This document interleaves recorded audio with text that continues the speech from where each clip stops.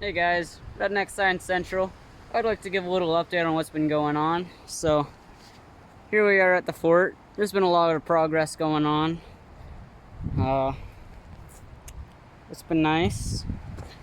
It is looking nice so far, if I say so myself. Just a quick roundabout. Today I'm here with my good friend Grayson.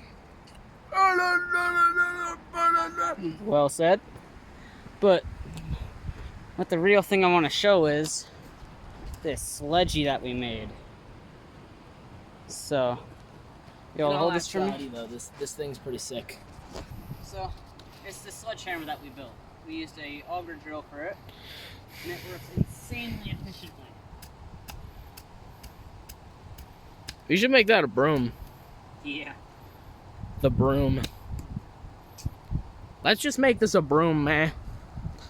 Ain't no reason to break it. No reason to break it. It's a broom now. You people will understand the broom. Swing away, man. Swing away.